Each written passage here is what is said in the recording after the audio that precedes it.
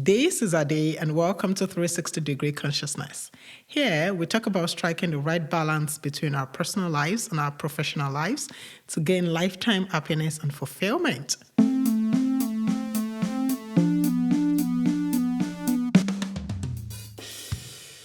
An Australian nurse, Bronnie Ware, who spent several years working in palliative care, where she was responsible for providing care for patients in the last 12 weeks of their lives, would ask if they had any regrets and would have done something differently.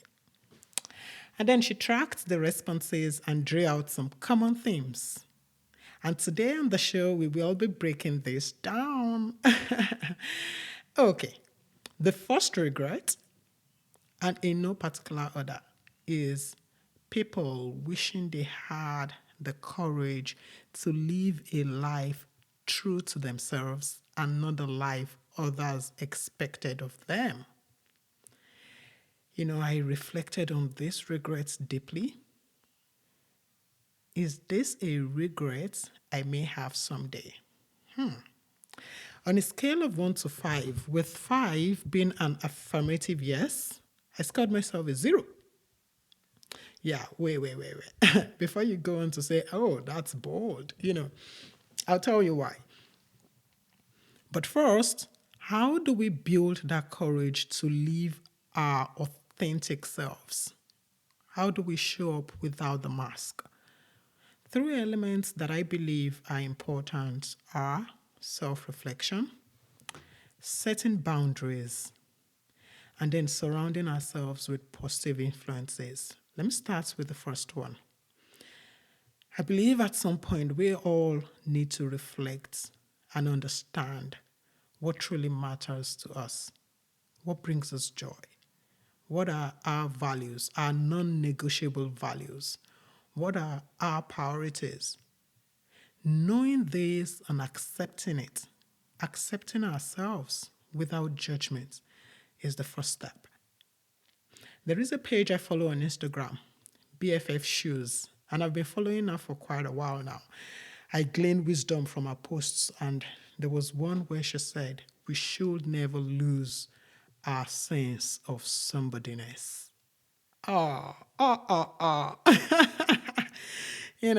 It was the first time I was saying something like that, and it stuck with me.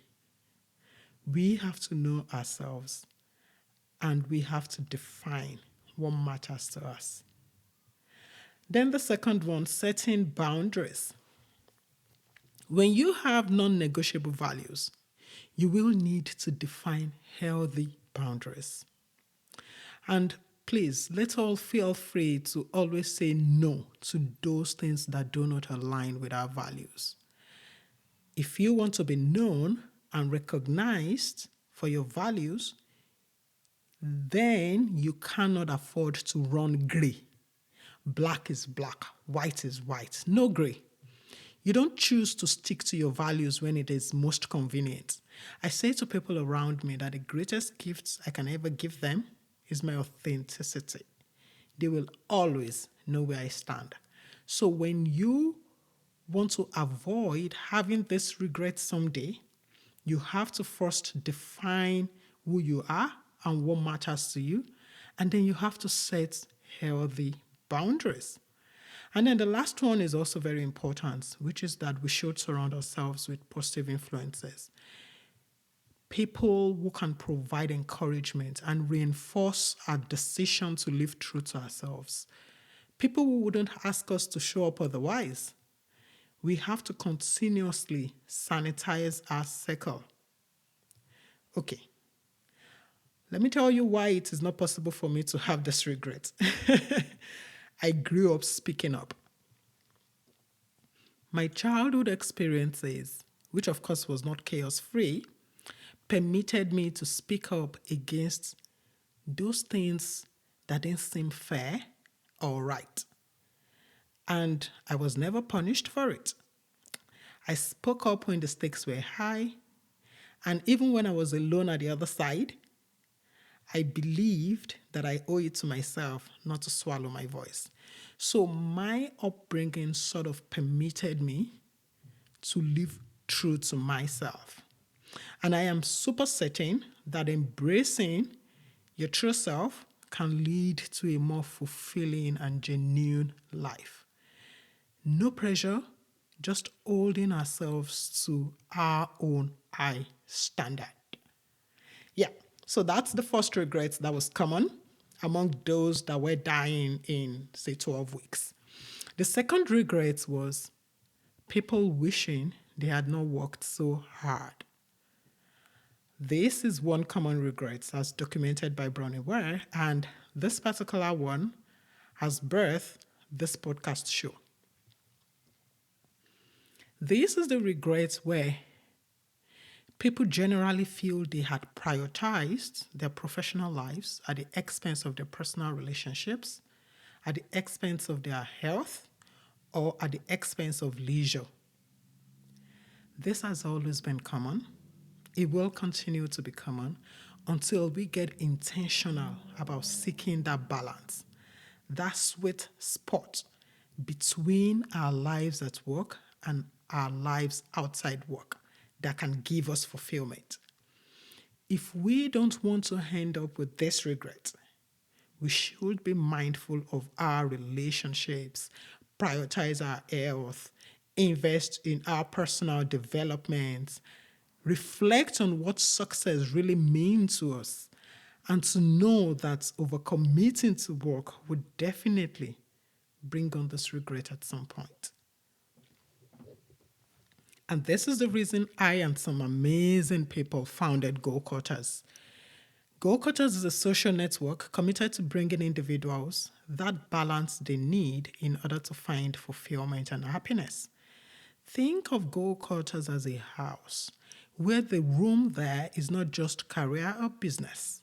It has finance and investment room, it has personal development room, it has health and wellness, managing relationships, travel trails, and with a token a month, you have access to all the rooms.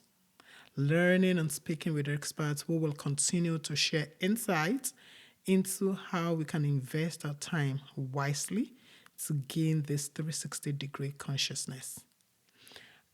Okay, on to the third one. The third regret statement from people was, I wish I had the courage to express my feelings. This was reported as another common regret. I don't think this is too far from the first regret anyways. I think they're both connected at some point. Because if you have the courage to be your authentic self, then you should have the courage to truly express yourself. Or I think. Okay. I know many people suppress their feelings in order to keep peace. They burn inwardly, carry resentments and bitterness around, and they are usually quickly triggered. How can we build this courage? The courage to express exactly how we feel. I believe this also starts from self-reflection. We should reflect on our emotions and understand them. We should ask ourselves, what's my fear really? I know some people do not like confrontation. My husband should be the group admin of the WhatsApp community. Because I remember we had a driver once and he was sent on an errand and he added 40,000 naira to the cost of what he went to buy. And when he left, we didn't doubt him. When he left, for some reason, I think we wanted to exchange the product for something else. And then my husband checked the receipt and got the number of the store. So he called them and he said, oh, he would like to exchange and blah, blah, blah. And then from the conversations, he learned that what he bought was actually 40,000 less. Okay. I was already talking. And my husband fired him, but didn't tell him the reason. He just gave him something about, you know what, we won't be needing you anymore, blah, blah, blah, blah, blah. I definitely would have mentioned the reason, but he just avoided the reason. he just said, you know what, we just wouldn't be needing you anymore, blah, blah, blah. You know, and it made him leave feeling that, you know what, I've not done anything wrong. They just don't need my services anymore. Okay.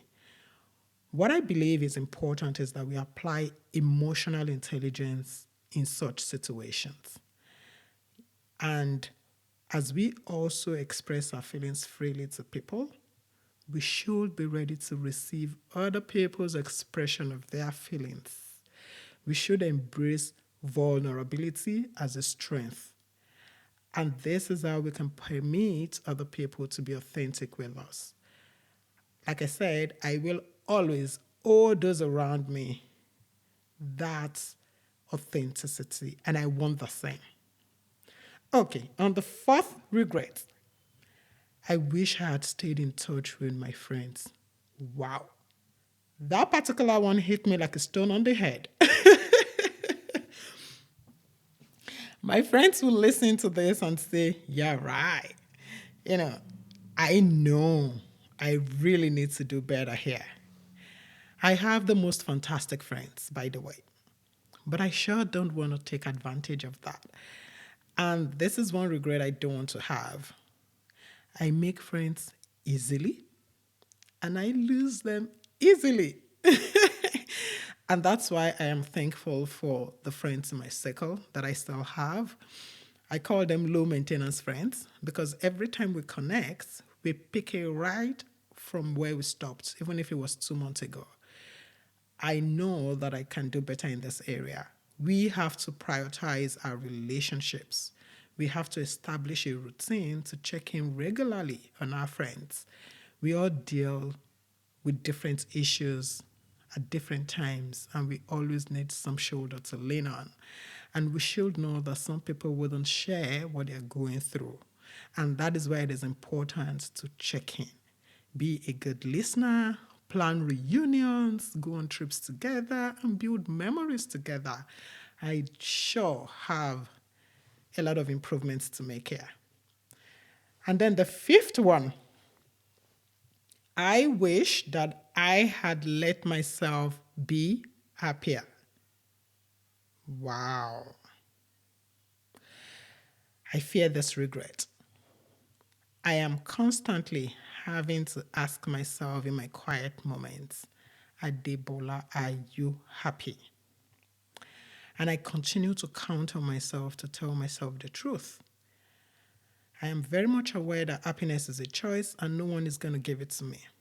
I have to find it myself and I have to keep it when I find it. I have, in the course of my life, engaged with a number of people, and these are people I believe have given the baton of happiness to someone or something. And when I sort of urge them to give it back or to get it back, I understand it takes courage.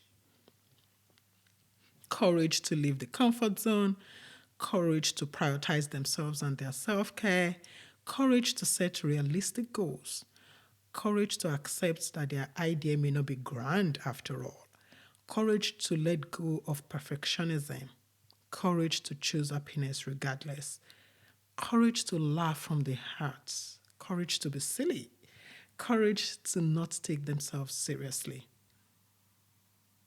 We all deserve to be happy.